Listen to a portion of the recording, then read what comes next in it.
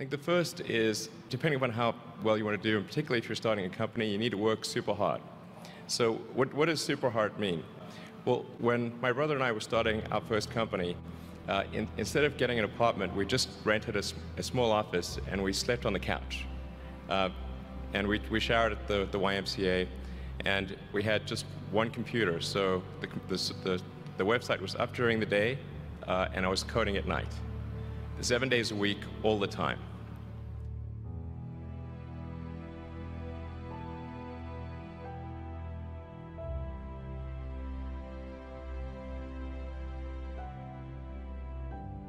Work hard like every waking hour. That's the thing I would say, particularly if you're starting a company. And I mean, if you do simple math, say like, okay, if somebody else is working 50 hours and you're working 100, you'll get twice as much done in the course of a year as the other company.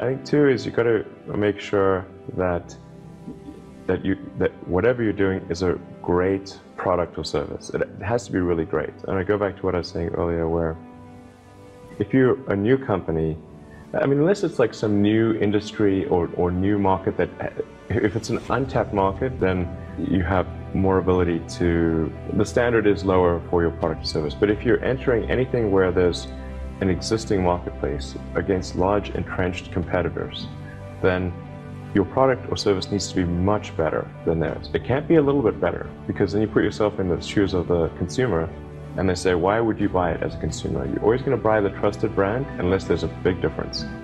So a lot of times entrepreneur will come up with something which is only slightly better. And it can't just be slightly better. It's got to be a lot better.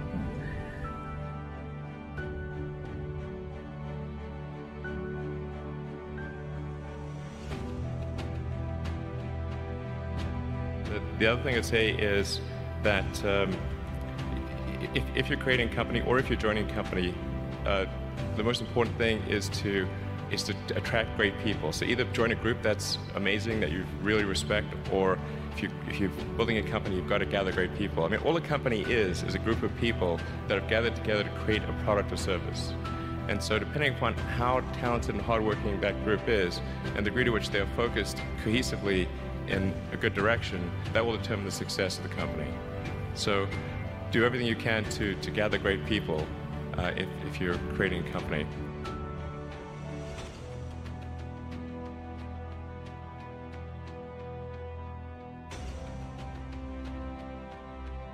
Then I'd say focus on signal over noise.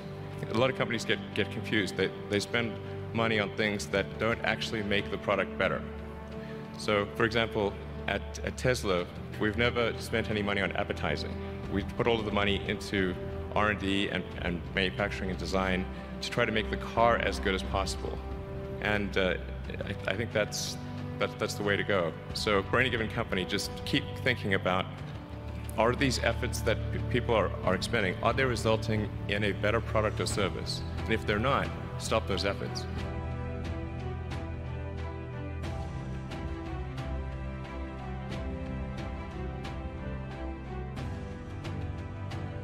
And then I think that the final thing I would encourage you to do is, now is the time to take risk. You don't have, you don't have kids, but as you get older, your obligations increase. And once you have a family, you start taking risk not just for yourself, but for your family as well. It gets much harder to do things that might not work out. So now is the time to do that, before you have those obligations. So I would encourage you to take risks now. Do something bold. You won't regret it.